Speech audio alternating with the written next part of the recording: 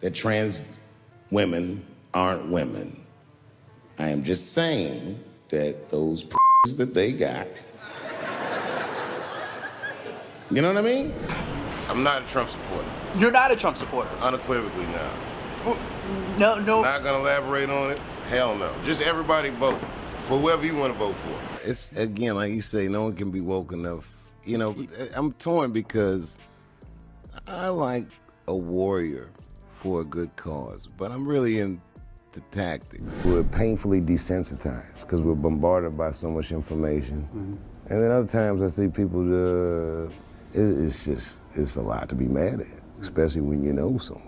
Imagine a world where everyone's scared to speak their mind. Now picture Dave Chappelle stomping through that world like he owns it. That's exactly what's happening, and Hollywood is freaking out. Why? Because Chappelle just dropped another comedy bomb, and this time, he's taking no prisoners. You think being too big to cancel would make Chappelle play it safe? Nope. He's doubling down, hitting even harder. What makes him so dangerous to the woke crowd? It's not just what he says, it's how he says it. Dave Chappelle's got a target on his back, and he's loving every minute of it. This guy's not just telling jokes, he's waging war on woke culture, and his weapon of choice, a no-holds-barred approach that's got Hollywood sweating bullets. Take his bit about LeBron James transitioning to play in the WNBA. Chappelle jokes he'd score 840 points a game. It's not just a punchline, it's a middle finger to the gender debate, and people are eating it up. But here's the thing, Chappelle's not backing down. When the woke mob comes knocking, he's not answering. He's out there saying, I said what I said. No apologies, no backtracking. It's driving the PC police crazy. I ain't doing trans jokes no more. You know what I'm gonna do tonight? Tonight, I'm doing all handicap jokes.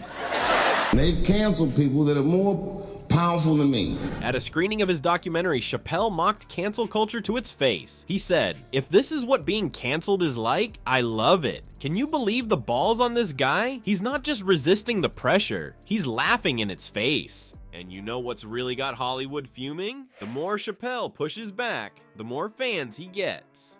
People are sick of walking on eggshells. They're tired of having to watch every word. Chappelle's saying what they're thinking, and they're loving him for it. It's like he's the voice for everyone who's fed up with political correctness. He's calling out the absurdity of cancel culture, showing how the woke mob tries to control the narrative and shut down anyone who disagrees. But Chappelle, he's not having it. Chappelle's not just battling woke culture. He's sparked a full-on civil war in Hollywood. That's why I don't be coming out doing comedy all the time, because y'all is the worst I've ever tried to entertain in my life. Because we're bombarded by so much information. Mm-hmm. And then other times I see people, it's a lot to be mad at, especially when you know so much. The industry's biggest names are choosing sides. Who's backing Dave and who's calling for his head? You might think it's just Chappelle against the world, but that's where you'd be wrong. This fight's got Hollywood split right down the middle, and it's getting messy. On one side, you've got celebs like Snoop Dogg and Stevie Wonder standing with Dave. They're not just quietly supporting him, they're out there risking their own necks to back him up. But why would these A-listers put their careers on the line for a comedian? It's simple. They see this as more than just about jokes. It's about free speech, about pushing back against a culture that's trying to shut down anyone who doesn't toe the line.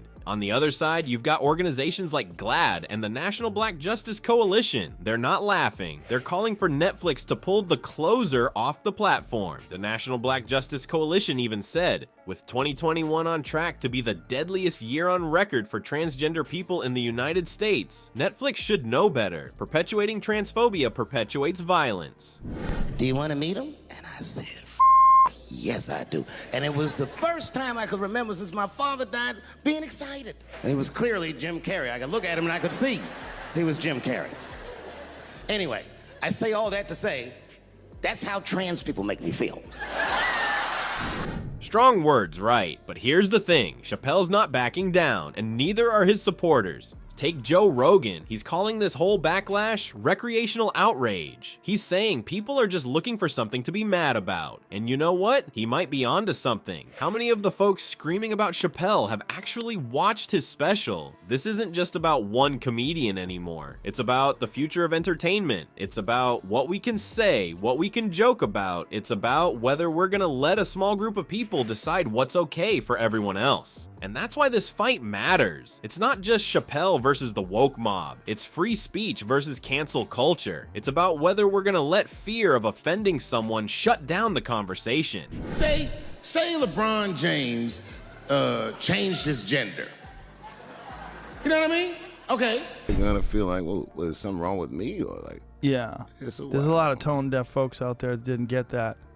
Are out there. You gotta wonder, what's next? If Chappelle gets shut down, who's next? Your favorite comedian? Your favorite show? Where does it end? While Chappelle's busy setting Hollywood on fire, there's another player making moves behind the scenes. Netflix just dropped a bomb that's got everyone talking. What did they do that's got both sides of the culture war losing their minds? You'd think Netflix would have folded like a cheap suit under all the pressure, but nah, they did something that's got Hollywood scratching its head. They stood by Chappelle. Yeah, you heard that right. When everyone was screaming for them to pull the closer, Netflix said thanks, but no thanks. But why? Why would a major company risk it all for one comedian? Well, it turns out Netflix isn't just about making shows. They're making a stand. They're betting big on free speech, and they're using Chappelle as their poster boy. And here's the deal. Netflix updated their corporate guidelines. They're basically telling their employees, look, we're gonna make content that some people might find offensive. If you can't handle that, maybe this isn't the place for you. Talk about laying down the law, right?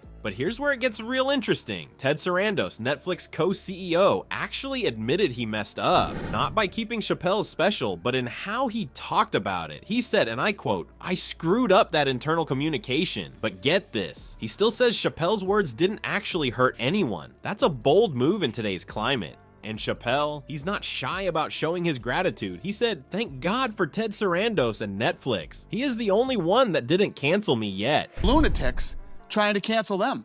Yep. Going after Chappelle, going after Rogan, going after all these different comedians who stood strong, stood their ground. I like a warrior for a good cause, but I'm really into tactics. You're not gonna nag people into behaving. Right. We're painfully desensitized because we're bombarded by so much information. And then other times I see people, it's a lot to be mad at, especially when you know so much. You can almost hear the middle finger to cancel culture in his voice, can't you? Now you might be thinking, why is Netflix taking such a big risk? Well, here's a thought. Maybe they're seeing something in their viewer data that we're not. Maybe all those people screaming on Twitter aren't actually the ones watching the shows. Maybe Netflix knows that there's a silent majority out there who's sick of being told what they can and can't watch. This could be a turning point, folks. Netflix is basically saying, we're not gonna let a vocal minority dictate what everyone else gets to see. And you know what? Other platforms might just follow suit. I mean, if Netflix can stand up to the woke mob and come out on top, why can't others?